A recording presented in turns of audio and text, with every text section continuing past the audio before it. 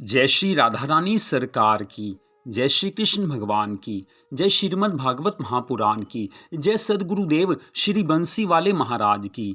श्रीमद् भागवत महापुराण के पहले स्कंद के 16वें और 17वें अध्याय की कथा आज हम आपको सुनाने जा रहे हैं। इन अध्यायों के नाम है वृषभ रूपी धर्म और गौ रूपी पृथ्वी का संवाद राजा परीक्षित द्वारा सुनना, और गौ रूपी पृथ्वी और वृषभ रूपी धर्म को कलयुगी राजा द्वारा ताड़ना देना तथा राजा परीक्षित का कलयुग को रहने के लिए स्थान देना। पिछले अध्याय की कथा में आपने सुना था कि राजा परीक्षित उस स्थान पर पहुंचे हैं जहां पर एक वृषभ अपने 3 टूटे हुए पांवों सहित खड़ा था, और उस समय उसके साथ गौ माता थी, और एक भयानक शूद्र राजा गाय और वृषभ की ओर चला आ रहा था। अब उससे आगे की कथा का वर्णन करते हुए श्री सूत जी महाराज कहने लगे हैं कि हे शौनक आदि ऋषियों, उस वृषभ रूपी धर्म ने गाय रूपी पृथ्वी से पूछा है कि तुझे ऐसा क्या कष्ट है जो तू रो रही है।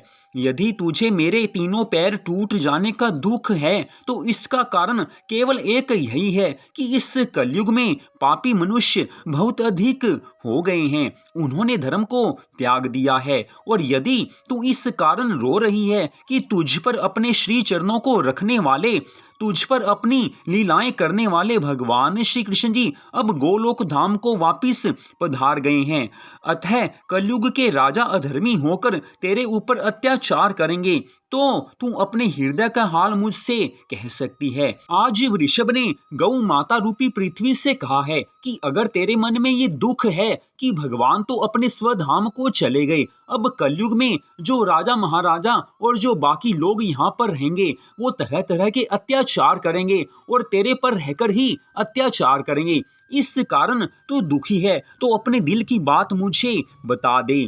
आज बैल के इन वचनों को सुनकर गौ रूपी पृथ्वी ने कहा है कि तुम सब बातों को जानते हुए भी मुझसे ऐसे क्यों पूछ रहे हो, जिस कारण तप, क्षमा तथा दया रूपी तुम्हारे 3 पांव टूट गए हैं, केवल सत्य का पांव शेष रह गया है, उसी कारण मैं रो रही हूँ। धर्म और दया से ही मनुष्य को सुख प्राप्त होता है, धर्म और दया से ही मनुष्य की शोभा होती है। जब मनुष्यों ने दया, धर्म और क्षमा को छोड़ दिया है, तब वह भगवान को कैसे पहचान पाएगा, क्योंकि जिसके हृदय में दया नहीं है, जिसके हृदय में क्षमा नहीं है, जिसके जीवन में धर्म नहीं है, वह भगवान को नहीं पहचान सकता। मैं चारों वर्णों के मनुष्यों अथवा राजाओं के लिए शोक कर रही हूँ, क्योंकि कलयुग के आने पर सबको दुख प्राप्त होगा। मेरे रोने का ये भी कारण है कि श्री वृंदावन विहारी आनंद कंद भगवान श्री कृष्ण जी जो अपने कर कमलों द्वारा मेरे ऊपर शंख, चक्र, गदा और पद्म के बहुत सुंदर चिन्ह बनाया करते थे, वे अब गोलोक धाम को पधार गए हैं। संसार में ऐसा कौन सा जीव है जिसे उन श्री श्याम सुंदर भगवान के अंतर ध्यान हो जाने का दुख ना हुआ हो, अर्थात भगवान के जाने से सब दुखी हैं। सबके जीवन में एक ऐसा दुख आ चुका है जो वापिस नहीं जाने वाला है। जीवन में दुख और सुख आते रहते हैं, लेकिन ये दुख ऐसा मिला है कि जो कभी समाप्त नहीं हो सकता है। भगवान चले गए तो भगवान वापिस नहीं आने वाले हैं। आज इस तरह से गाय वृषभ से बातें कर रही थी और राजा परीक्षित इन सब बातों को सुन रहे हैं। वृषभ के रूप में अर्थात बैल के रूप में धर्म है और गाय माता के रूप में पृथ्वी है। दोनों को इस बात की चिंता है कि कलयुग आ गया है और मनुष्य पापी हो जाएंगे और धर्म कर्म नहीं करेंगे। इस कारण वो चिंता कर रहे हैं कि अब संसारी मनुष्यों का क्या होगा। धरती माता और धर्म हमारी चिंता कर रहे हैं, लेकिन हम अपनी चिंता नहीं करते हैं। आजकल के इस कलयुग में कितने मनुष्य ऐसे होंगे जो पूरे धर्म के रास्ते पर चलते हैं। आज तो थोड़े से धन संपत्ति के लिए भाई भाई में झगड़ा हो जाता है, स्त्री के लिए भाई भाई में झगड़ा हो जाता है। पुराने समय में जो प्रेम होता था वो प्रेम आज नहीं रहा है। आज लोग अपने माता पिता का मान सम्मान नहीं करते हैं, बहन भाई का आदर नहीं करते हैं। लेकिन पुराने समय में घर परिवार तो क्या, आस पड़ोस तक को भी पूरा मान सम्मान दिया जाता था। पास में रहने वाले जो भी लोग होते थे उनसे प्रेम होता था।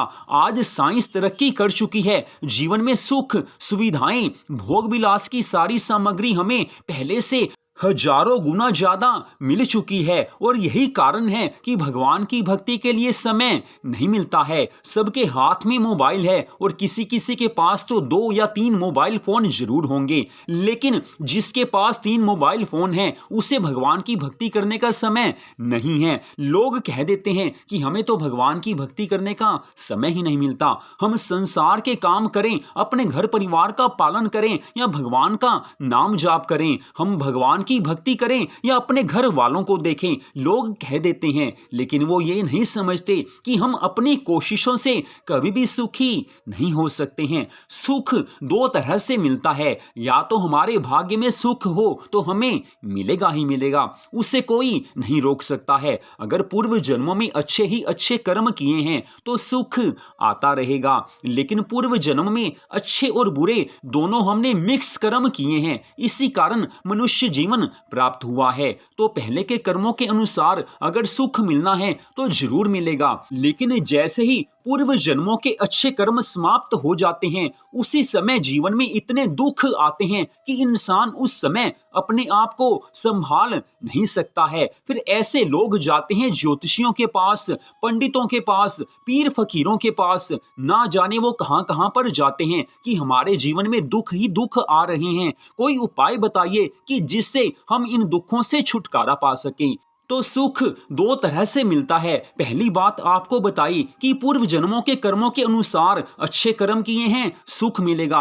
और दूसरा जो सुख मिलता है वो मिलता है भगवान की पूजा से, भगवान की आराधना से, भगवान की भक्ति से। मान लीजिए किसी ने जीवन भर पाप कर्म किए हैं, उसने पिछले जन्मों में भी अधिक पाप किए हैं, अब भी वो पाप कर्म कर रहा है। लेकिन उसे कहीं से ये पता चल गया कि भगवान की भक्ति करने से जीवन सुधर जाता है, दुख दूर हो जाते हैं। जब इंसान दुखों से घिरा होता है उस समय वो कोई ना कोई ऐसा उपाय जरूर करता है कि उसके दुख दूर हो जाएं। या कई बार ऐसा होता है कि पूर्व जन्मों के कुछ अच्छे कर्म ऐसे होते हैं कि जिनके फल स्वरूप मनुष्य जो दुखी है वो किसी न किसी तरह से किसी साधु महात्मा की सेवा में चले जाते हैं, किसी कथा सत्संग में वो चले जाते हैं, या किसी तरह से उन्हें कुछ ज्ञान प्राप्त हो जाता है। जब ज्ञान प्राप्त होता है तो वो सोचते हैं कि हमने अपनी कोशिश कर ली कि दुख दूर हो जाएं, लेकिन दुख दूर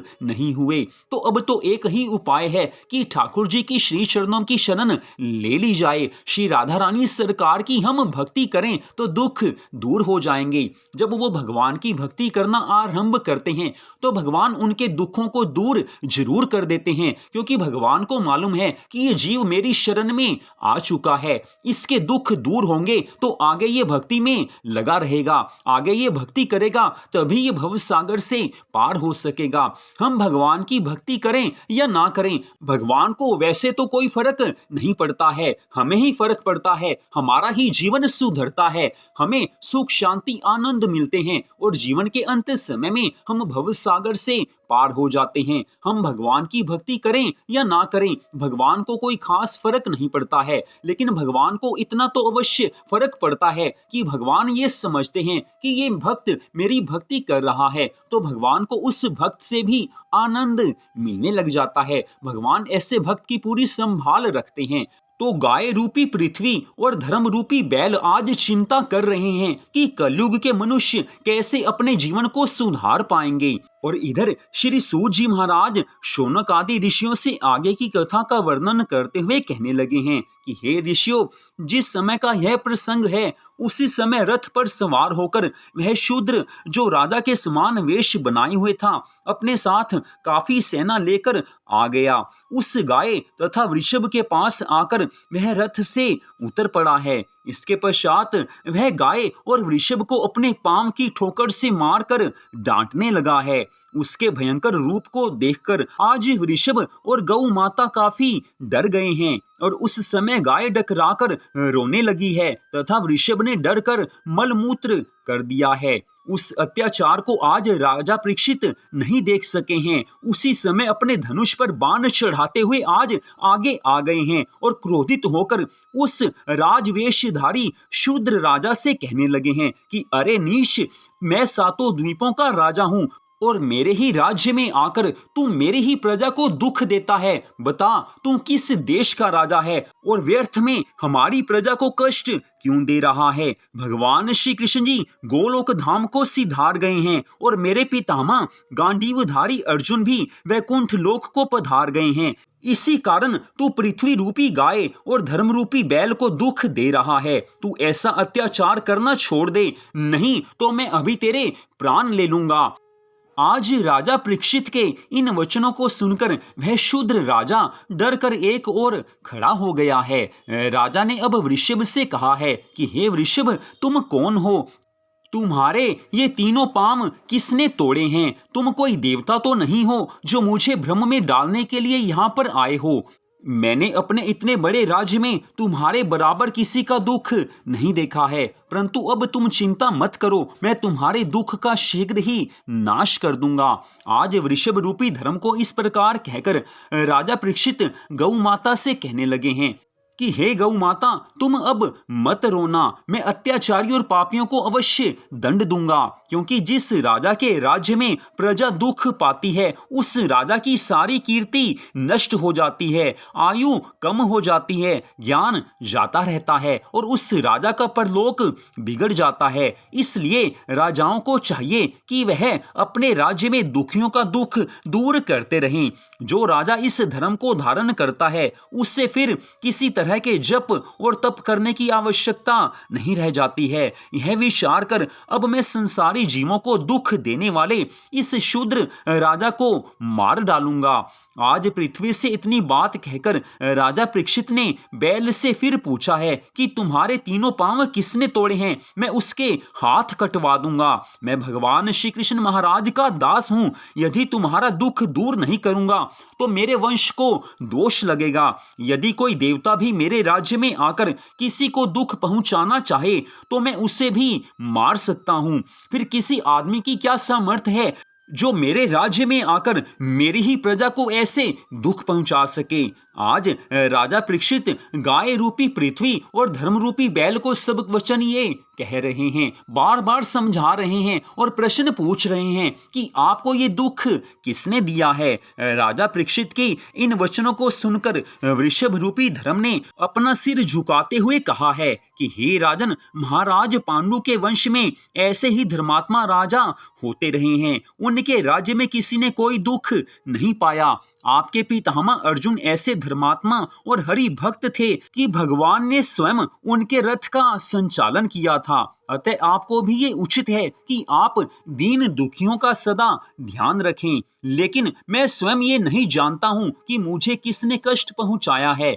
ऐसी अवस्था में मैं किसका नाम बताऊं? यही समझ लीजिए कि मैं अपने भाग्य का फल भोग रहा हूँ। संसार में ये बात पूर्ण रूप से प्रकट है कि सब जीव अपने अपने पापों के कारण दुख पाते हैं। कुछ लोगों का ऐसा कथन है कि दुख अपने मन के संकल्प और विकल्पों के कारण होता है और इसके अतिरिक्त कुछ लोग ऐसा कहते हैं कि सुख और दुख भगवान की इच्छा से मिलते हैं, परंतु इस बारे में ऐसा सोचना चाहिए कि जो भगवान अपनी इच्छा से समस्त प्राणियों को जन्म देते हैं, वे किसी को दुख क्यों देंगे। इस बात में ईश्वर को दोष नहीं देना चाहिए। मैं तो यही कहूँगा कि पाप भी मनुष्य अपनी इच्छा से नहीं कर सकता, क्योंकि सब कार्य मनुष्य की इच्छा शक्ति से नहीं होते हैं।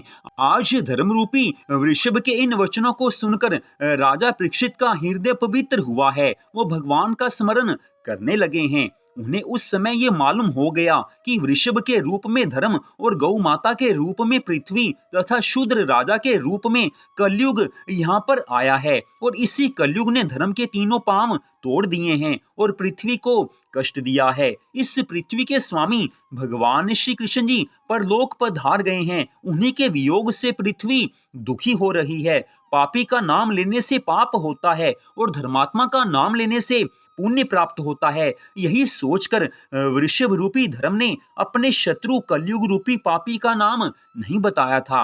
राजा परीक्षित को यह ज्ञान भी हो गया कि पहले धर्म के 4 चरण तप, सत्य, दया और क्षमा स्थिर थे, परंतु कलयुग में पाप अधिक बढ़ जाने से उसके तप, दया और क्षमा रूपी 3 चरण टूट गए हैं। अब धर्म का जो सत्य रूपी एक चरण शेष बचा है, उसे भी ये कलयुग अब तोड़ देना चाहता है। आज ऐसा ज्ञान होते ही राजा परीक्षित बहुत क्रोधित हुए हैं और तलवार उठाकर कलयुग को मारने के लिए आज उठ खड़े हुए हैं। उस समय जब कलयुग ने ये देखा कि यह धर्मात्मा राजा क्रोध के आवेश में मेरे प्राण लेना चाहता है और मुझ में ऐसी शक्ति नहीं है जो मैं अपने प्राणों को इससे बचा सकूं, आज शूद्र वेशधारी वो कलयुग राजा परीक्षित के चरणों में गिर गया है, हाथ जोड़कर प्रार्थना करने लगा है। राजा ने जब उसे शरण में आया हुआ जाना, तब वे दया और धर्म का विचार करके द्रवीभूत हो गए हैं और आज राजा परीक्षित ने अपनी तलवार को झुका लिया है। राजा परीक्षित कलयुग से कहने लगे हैं कि हे कलयुग, जहां तक मेरे पितामह महाराजा युधिष्ठिर और महामना अर्जुन का राज्य था, वहां तक तुझे प्रवेश नहीं करना चाहिए, क्योंकि तू पापी और अधर्मी लोगों का साथी है। अतः तू जिस देश में रहेगा, उस देश के राजा का मन धर्म से हट जाएगा। तू काम, क्रोध, लोभ, मोह, अहंकार, झूठ, कलह और कपट से पूर्ण है।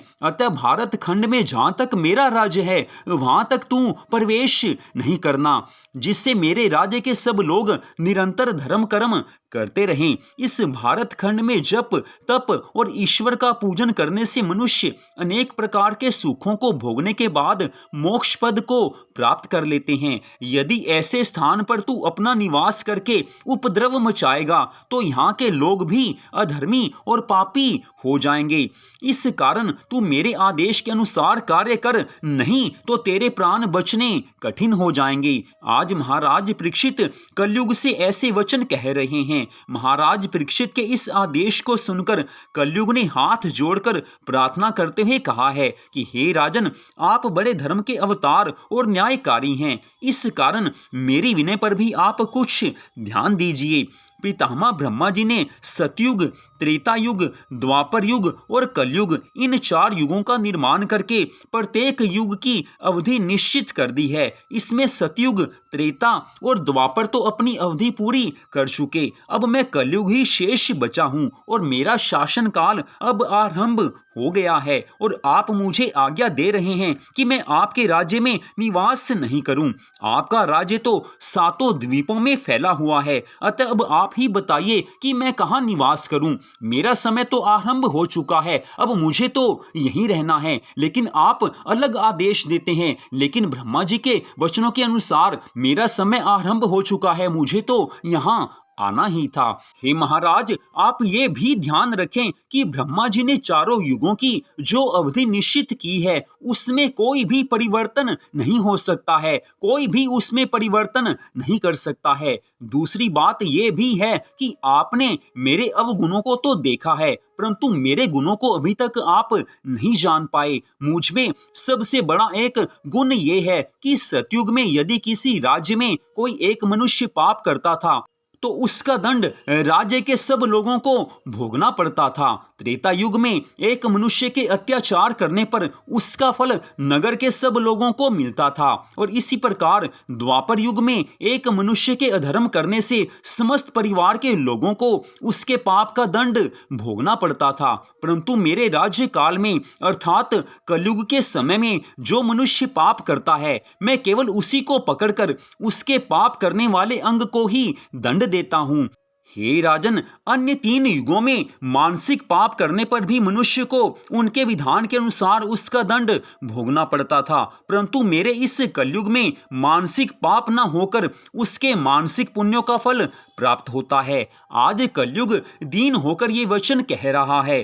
कलयुग के ऐसे वचनों को सुनकर जब राजा परीक्षित को उस पर दया नहीं आई, तब कलयुग पुनः कहने लगा है कि हे महाराज, मुझ में इसके अतिरिक्त एक गुण ये भी है कि सतयुग में मनुष्य को 10,000 वर्षों तक तप करना पड़ता था, तब कहीं जाकर उसकी मनोकामना पूरी होती थी, भगवान की कृपा मिलती थी। त्रेता युग में मनुष्य हजारों वर्ष तक यज्ञ करते थे, तब उनका उद्धार होता था, और ठीक ऐसे ही द्वापर युग में भी सैकड़ों वर्षों तक भगवान का जप और पूजन करने पर मनुष्य को मोक्ष प्राप्त होता था। परंतु मेरे कलयुग के राज्य काल में यदि कोई मनुष्य पवित्र हृदय से प्रेम भाव से एक क्षण भी भगवान का स्मरण कर लेता है और उनकी लीलाओं का श्रवण करता है, उनकी कथाओं का श्रवण करता है, वह जन्म जन्म के पापों से मुक्त होकर उसी समय भगवान की कृपा का अधिकारी हो जाता है। उसकी सारी मनोकामनाएं पूर्ण हो जाती हैं और वो भवसागर से पार होने का अधिकारी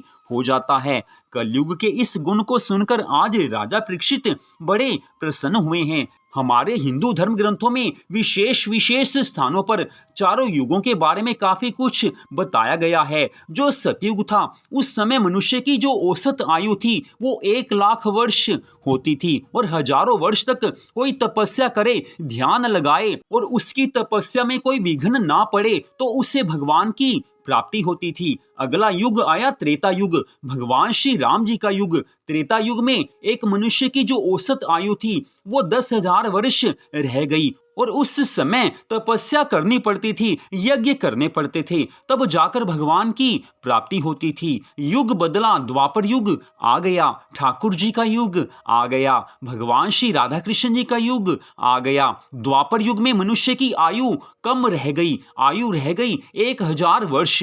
जी हाँ, द्वापर युग में मनुष्य की औसत आयु 1,000 वर्ष रह गई, और भगवान की प्राप्ति का जो साधन था वो ये बताया गया है कि द्वापर युग में भगवान के मंदिर में प्रतिदिन 9 बार जाकर पूजा आराधना करनी पड़ती थी। जी हाँ, भगवान की पूजा आराधना बारंबार करनी पड़ती थी, तब जाकर भगवान प्रसन्न होते थे, जीवन में सुख शांति आनंद आते थे और भगवान का धाम प्राप्त होता था। अब युग बदल चुका है, अब युग आया है कलयुग, और इसमें आयु रह गई है 100 वर्ष।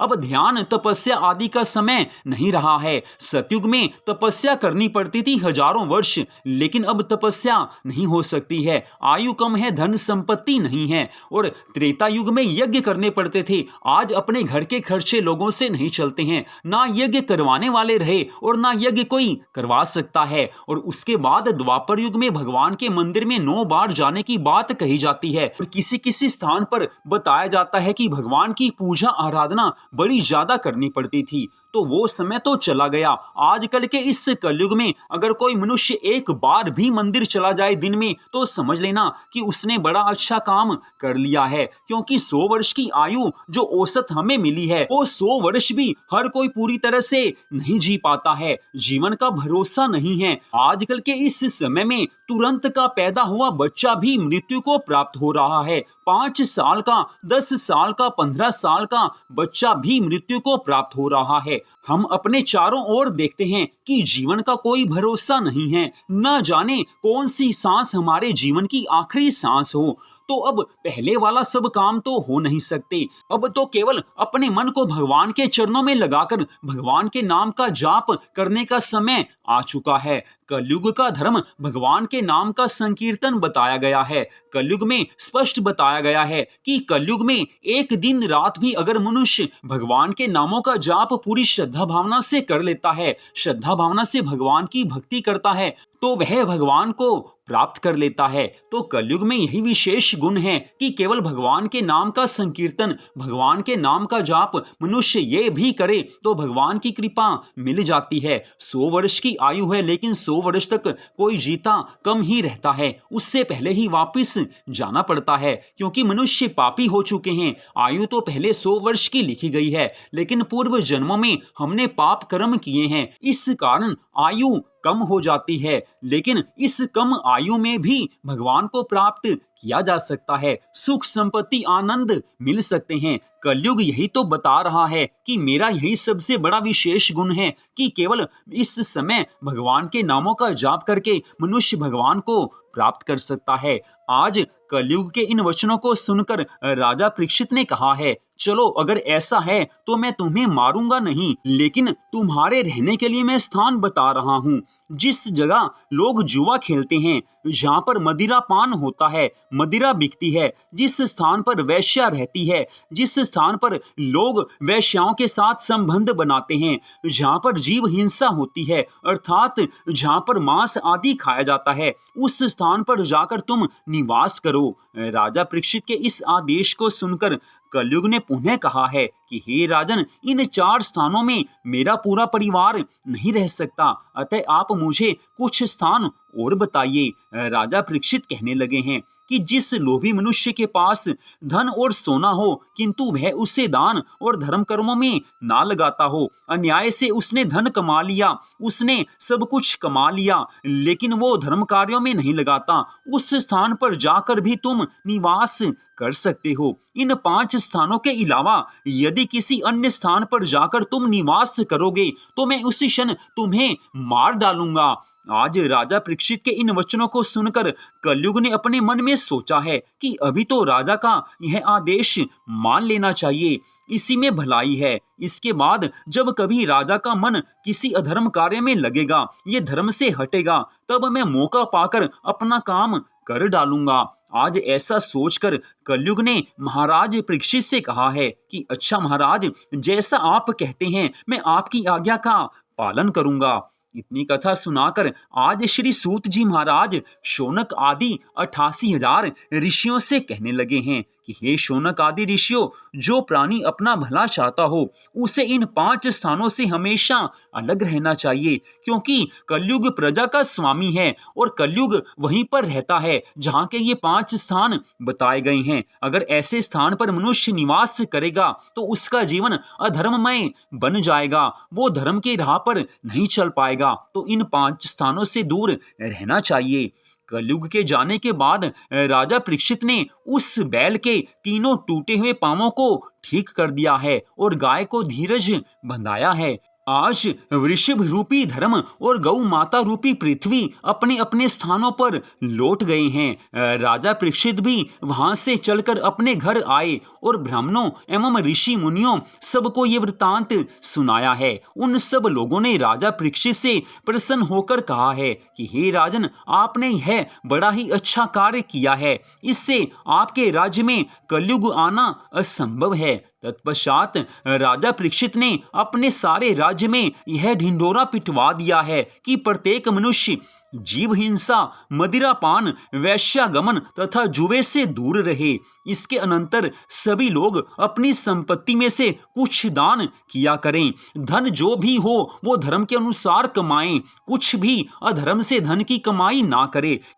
जो व्यक्ति देवता, साधु, गौ, ब्राह्मण, वेद और शास्त्रों की बात नहीं मानेगा अथवा ऊपर बताए हुए 5 निषेध कर्मों में से एक को भी करेगा, उसका सारा धन और अन्न छीन लिया जाएगा। आज महाराज परीक्षित द्वारा की गई इस घोषणा के परिणाम स्वरूप सबका मन धर्म कर्मों में लग गया है। सब सोचने लगे हैं कि अगर हम अधर्म करेंगे तो हमारा सब कुछ राजा छीन लेंगे। आज सबके मन में भय है, सब लोग डर रहे हैं कि हम अधर्म कार्य करेंगे तो हमें हमारे राजा भी दंड देंगे और कलयुग भी हमें दंड देगा, सबको भय लगा हुआ है। इस प्रकार राजा परीक्षित धर्म की वृद्धि करते हुए हस्तिनापुर का शासन करने लगे हैं। वे हमेशा आनंद कंद भगवान श्री कृष्णचंद्र जी की लीलाओं को सुनते और उन्हीं के श्री चरणों में अपने मन को लगाए रखते थे। उनके राज्य में सारी प्रजा धर्म कार्यों में संलग्न रहती थी, सबका मन भगवान की भक्ति में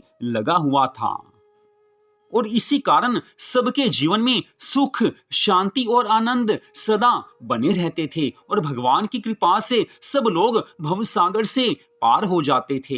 लेकिन आजकल के इस कलयुग में क्या हो रहा है ये सबको पता है। भगवान में मन लगाना बड़ा कठिन हो गया है। संसार के सुख, संसार की सब वस्तुएं जब अधिक हो जाती हैं तो मन तो उन्हीं में लगा रहता है। फिर भगवान की याद आए तो कैसे आए, लेकिन फिर भी इस कलयुग में भगवान की याद की जा सकती है, भगवान की भक्ति की जा सकती है, क्योंकि भगवान ने कहा है कि युग कोई भी हो, हर युग में धर्मात्मा मनुष्य होते आए हैं और होते रहेंगे। धर्मात्मा मनुष्य आज भी हैं। आज भी अगर कोई पापी मनुष्य भी भगवान की भक्ति करना आरंभ कर दे तो भगवान कहते हैं कि वो पापी नहीं रहेगा, वो मेरा भक्त बन जाएगा। क्योंकि पापी मनुष्य अपने कर्मों के कारण पापी है, वो हमेशा का पापी नहीं है। लेकिन जैसे ही वो अपने कर्म बदलता है, अच्छे कर्म करता है, भगवान की भक्ति करता है, फिर वो पापी नहीं रहता, फिर वो भगवान का भक्त बन जाता है। और जो भगवान का भक्त बन जाता है